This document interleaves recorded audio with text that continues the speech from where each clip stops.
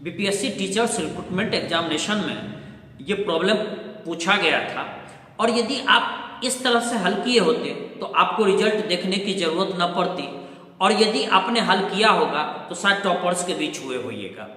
देखिए कैसे इसको हल करते हैं।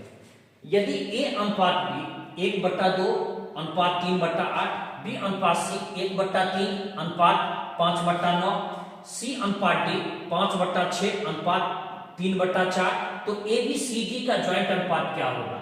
8, 6, 10, 9, या फिर 4, 6, 8, 10, या फिर 6, 8, 9, 10, या फिर मोर देन 1, एक से अधिक, इनमें से कोई नहीं। एक से अधिक की तो कोई संभावना नहीं।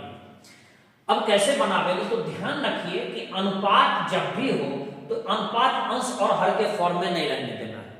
इससे बचाव का उपाय 2 8 का एलसीएम ले लीजिए और इसको मल्टीप्लाई कर दीजिए। 2 8 का एलसीएम हो गया 8 और इसको हमने मल्टीप्लाई कर दिया। 8 से 8 कट गया, यहां हमने काटा तो ये हमारा आ गया 4। अब आपका ए और बी का अनुपात बना, इसको हम यहां लिख देते हैं। ए और बी का अनुपात बना, ये आ गया 4 अनुपात और 3 का। इसी तरह से अगला भी काम करते हैं। 3 और 9, इसका एलसीएम हो गया 9, यहां हम लिख दिए 9 और नीचे से हमको मुक्ति प्राप्त करनी है। तो 3 से हमने 9 को काटा, 3, 9 से 9 को काटा तो ये कट गया, हमारा 3 अनुपात 5 आया। तो B अनुपात C हमारा चला आया 3 अनुपात 5। फिर आते हैं C अनुपात D। 6 और 4 का एलसीएम आ गया 12। 12 से हम मल्टीप्लाई कर देंगे ऊपर वाले को। 6 दूनी 12 और 4 तिया 12। 5 को हम 2 से गुना करेंगे तो ये हमको चला आया 10।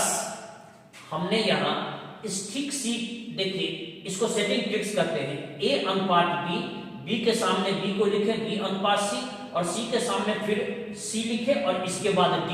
तो हमारा C अनुपात D चलाया 5 दूनी 10 और 3 तिया 9, अर्थात 10 अनुपात और 9 का। अब हम आसानी से इसको हल कर लेते हैं। ABCD का ज्वाइंट अनुपात देखते हैं। ABCD का ज्वाइंट अनुपात, आप एक बात जरा गौर करें। यदि A अनुपात B, अर्थात A यदि 4 यूनिट है तो B 3 यूनिट है, और B यदि 3 यूनिट है तो C 5 यूनिट है। इसका माने इन सब का अनुपात तो हमको इतना जरूर मिल गया। हम इसको हटा देते हैं तो हमें ये जरूर मिल गया कि 4 अनुपात 3 अनुपात 5, ये तो हमारा बिल्कुल सजा हुआ है। अब सिर्फ हमको C और अनुपात D इसको कंबाइन करना है और हमारा चला आएगा A अनुपात B अनुपात C अनुपात D। तो इसको हम C अनुपात D यहां हम लिखते हैं, ये हो गया 10 अनुपात 9। क्षमा चाहता हूं। अब हमें कोशिश करना है कि ये जो हमारा C का अनुपात ऊपर में 5 दिया हुआ है इस ऊपर वाले एक्सप्रेशन में, और नीचे में 10 दिया हुआ है, हम इसको बैलेंस करेंगे, इसको बनाने की कोशिश करेंगे। हम यदि इसको 2 से मल्टीप्लाई कर दें, 5 दूनी 10 हो जाएगा, हमारा काम आसानी से निकल जाएगा। तो हम 2 को इससे मल्टीप्लाई किए, हमारा चला आया 8, 2 तिया 6, और यहाँ चला आया 2 पंचे 10, और जब C 10 होगा तो D हमारा 9 हो जाएगा।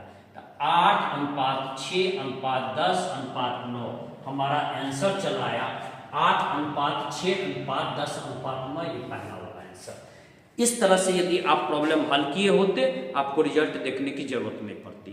यदि आपको ये सॉल्यूशन अच्छा लगा तो आप लाइक करें, शेयर करें, और आप नए हैं तो Sunil ji competition classes subscribe कर लें, इसमें कोई पैसा नहीं लगता।